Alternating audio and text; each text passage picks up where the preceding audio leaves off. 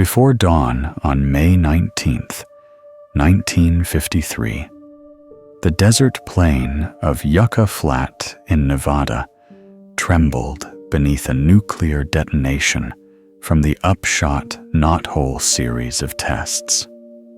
As the shock wave rolled across the sand, radar operators and scattered observers reported an anomaly. A luminous, disc-shaped craft plunging through the clouds before veering south toward Las Vegas and vanishing among the mountain ridges.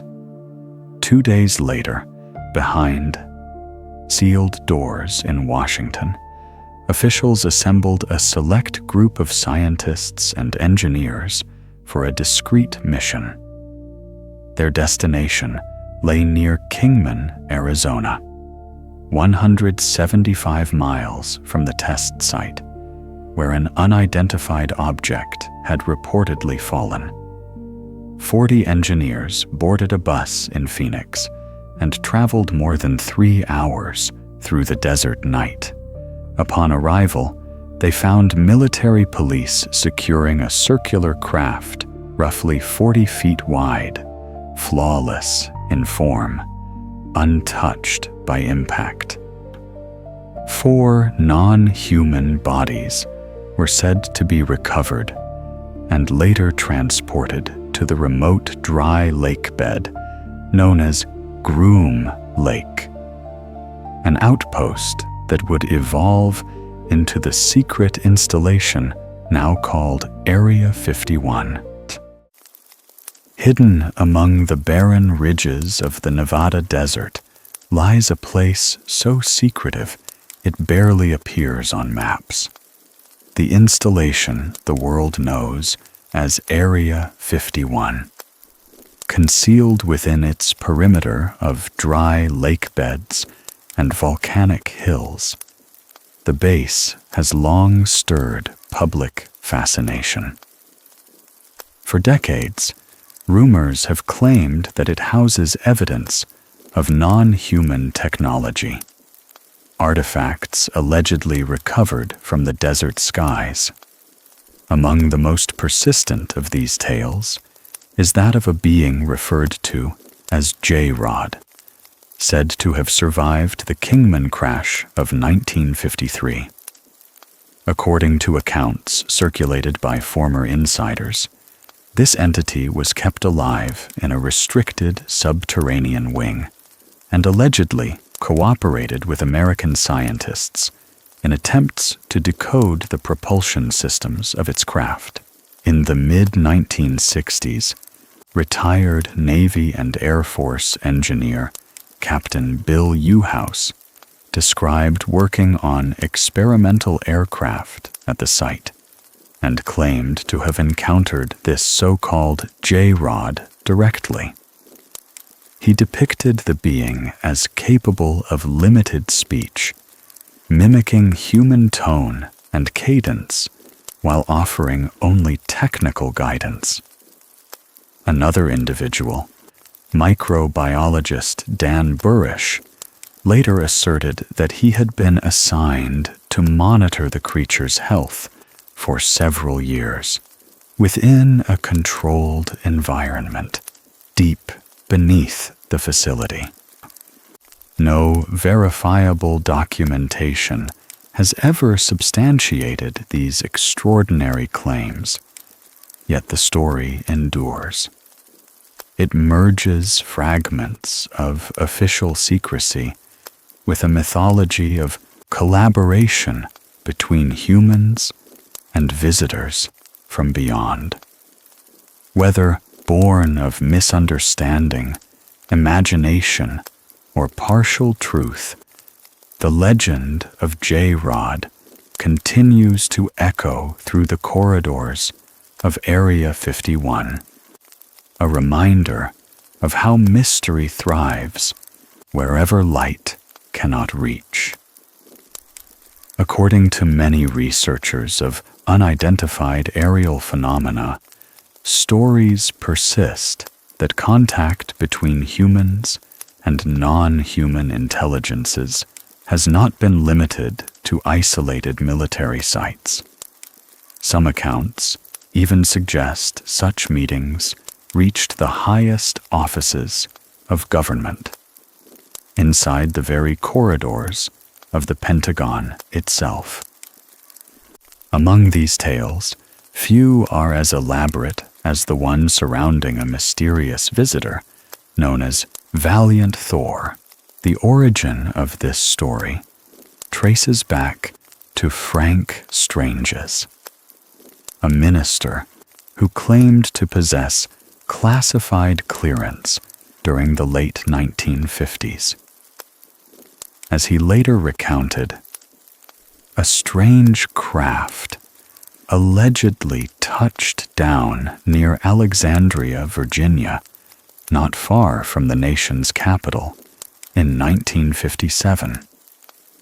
When local authorities responded, they reportedly encountered a man of extraordinary composure and distinctly human appearance who requested an audience with President Dwight D. Eisenhower. Escorted to the Pentagon, this figure, identified as Valiant Thor, was said to have voiced grave concern over the accelerating spread of nuclear armaments. According to the narrative, Thor served as an emissary, an envoy from an extraterrestrial civilization, offering guidance to help humanity avert its own destruction. Although no official documentation confirms such a meeting, the legend continues to captivate those who study Cold War secrecy and the blurred boundary between diplomacy and myth.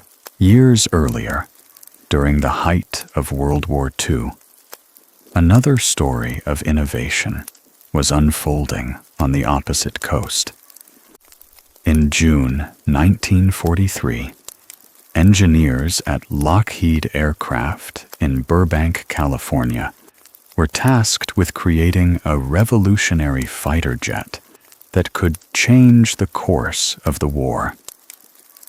Under the direction of aeronautical genius Clarence Kelly Johnson, the team produced the P-80 Shooting Star in just 143 days, a remarkable achievement that ushered in the jet age. Johnson's secretive research division would later earn a name that became synonymous with experimental aviation: Skunk Works. By the early 1950s, Johnson had become a legend within the aerospace community, credited with designing the U-2 reconnaissance aircraft, capable of soaring to 80,000 feet and capturing images of unprecedented clarity. Yet even this celebrated engineer found himself drawn into the mystery of unidentified flying objects. On December 16, 1953, while observing the night sky near Agoura, California, Johnson and his colleagues reportedly witnessed an airborne craft of unfamiliar design. His careful sketches and written report were later archived by Project Blue Book, the official Air Force investigation into UFO phenomena at a time when professional reputations could be destroyed by association with such claims. Johnson risked ridicule by submitting his report. But rather than being sidelined, he advanced further within the defense establishment. 2 years later, he helped select a secluded basin in southern Nevada, Groom Lake, as the ideal testing ground for experimental aircraft. That site would soon gain a new identity: Area 51. Whether Johnson chose it solely for its isolation or for reasons connected to what he had once seen remains an open question. The desert still keeps its silence, and the line between secret science and otherworldly speculation continues to blur under the Nevada sun. Beneath the scorched ridges of Nevada, some believe an unseen labyrinth stretches far below the surface, a vast system of tunnels said to connect hidden chambers beneath Area 51. To those who follow the story, these passages represent the next stage of the base's evolution, an invisible world carved into stone. Two independent researchers, Wolf and Christian, have devoted years to tracing these rumors. Their focus centers on the Tempute Mine, an abandoned claim roughly 100 miles north of the restricted zone. They suspect that shafts like this one have been repurposed to expand secret military projects deep underground. Miners from the region echo similar suspicions. One veteran prospector, active in the area since the early 1990s, explains that what the public sees on satellite images, hangars, runways, and desert outposts, reflects only the surface operations of earlier decades. Everything new, he insists, has moved below ground. He and others point to the movement of massive volumes of soil as circumstantial evidence.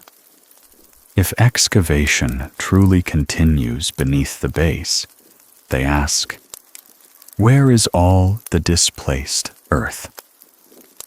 Their answer is that the debris quietly disappears into abandoned mining pits across Nevada, concealed through a process known to the industry as heap leaching. In this technique, piles of crushed rock, sometimes hundreds of feet tall, are irrigated with solutions containing cyanide or mercury, chemicals that dissolve precious metals but also reduce large boulders to fine residue. To outside observers, the gradual shrinking of these heaps could mask the disposal of enormous quantities of material removed from subterranean construction. Skeptics note that heap leaching is a legitimate method used at countless mines throughout the West. Yet believers argue that its presence near the restricted zone may serve a dual purpose. Some miners claim that the acceptance of tailings or ore from government trucks provides quiet compensation, what they call hush money, for keeping questions unasked. In their telling, the Earth itself has become a cover story. Strategically, the idea of underground expansion is not implausible. During the Cold War, the United States constructed fortified shelters to survive potential nuclear attack from the Soviet Union. Facilities such as the Cheyenne Mountain Complex in Colorado Springs, home of NORAD Command, proved that entire mountains could be hollowed for national defense. From this precedent, speculation spread that similar efforts extended westward. A hidden network of tunnels and high-speed transit lines linking the nation's most secret bases According to those who map this theoretical grid, the system originates beneath Cheyenne Mountain, then threads south through Dulce and Los Alamos, crosses Albuquerque and Roswell, and finally reaches the barren expanse of Area 51. They envision magnetic levitation trains hurtling through pressurized tunnels, connecting installations devoted to research far beyond public oversight. No verifiable data confirm the existence of such an underground empire. Yet in a region defined by silence, security fences, and desert heat, the notion of hidden depth persists.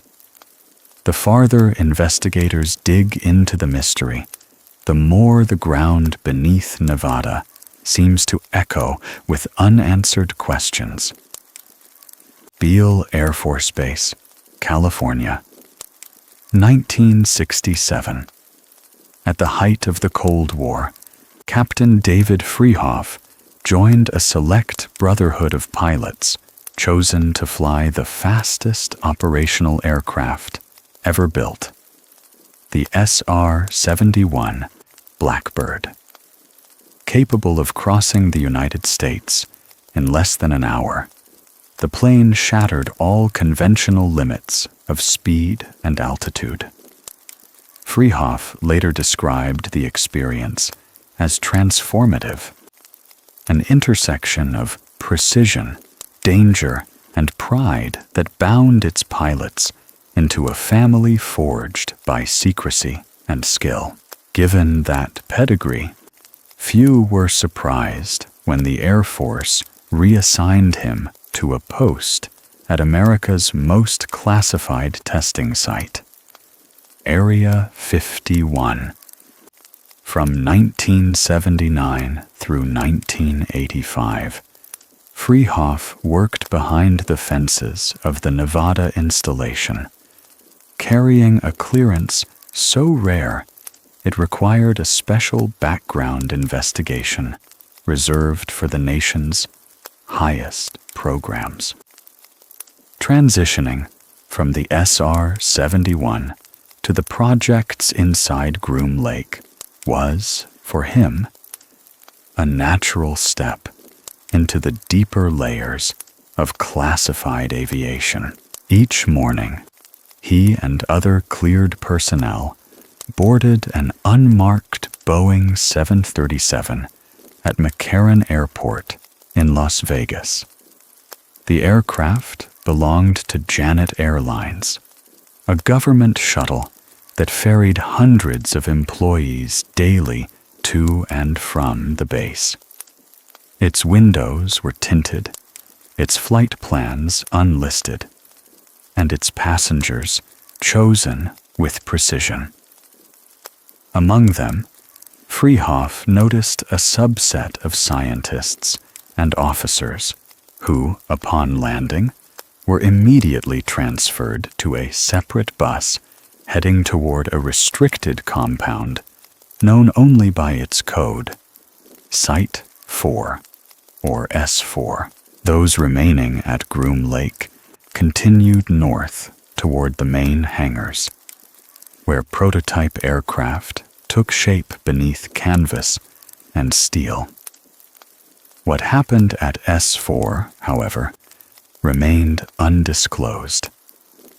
Rumors circulated quietly among personnel, but protocol forbade inquiry. Years later, when physicist Bob Lazar publicly described traveling aboard the Janet shuttle to a facility south of Groom Lake, where, he claimed, he worked on reverse engineering exotic propulsion systems. Freehoff recognized the logistics he mentioned as strikingly familiar. The corridors, the flight path, even the separation of buses mirrored his own experience. To him, the description felt authentic, though he could not verify what Lazar asserted had occurred within those hidden labs. Official records contain no confirmation that Lazar was ever employed there, and many investigators have challenged his account. Yet, Freehoff maintained that colleagues who had once served under him later confided they had seen the man on base, an admission that added new weight to an already controversial narrative. Engineer and veteran test pilot T.D. Barnes, another former insider, once observed that even those working within the perimeter often knew only fragments of the truth. If something extraordinary was happening, he remarked, it was compartmentalized beyond our reach. Such was the nature of Groom Lake, a place built upon precision, isolation, and layers of silence. In the world of black projects, secrecy is not merely policy, it is architecture. And within that architecture, the line between innovation and the unknown remains deliberately blurred. Across the silent expanse of the Nevada desert, the wind still moves through the same dry valleys that once shook beneath nuclear fire. Decades have passed since the first runways appeared at Groom Lake, yet the myths surrounding what lies beyond its fences continue to multiply. Beneath every layer of confirmed technology, every stealth aircraft, every experimental jet, lingers the suggestion of something else. Knowledge borrowed, found, or perhaps never meant for us. Area 51 has become more than a military installation. It is a mirror reflecting the nation's obsession with secrecy and discovery. Within its perimeter, the Cold War forged machines that redefined flight. But outside its gates, the public imagination built another world entirely. One of hidden corridors, interstellar visitors, and silent agreements written in the dust. Whether these stories spring from misdirection, misunderstood experiments, or genuine contact, their endurance tells us something profound about human curiosity. We are drawn to the edges of the unknown, to the places where truth fades into speculation. Even without proof, the idea that someone, somewhere, might have seen beyond the stars continues to hold us in its gravity. Perhaps the real mystery of Area 51 is not what the government hides, but what we are searching for.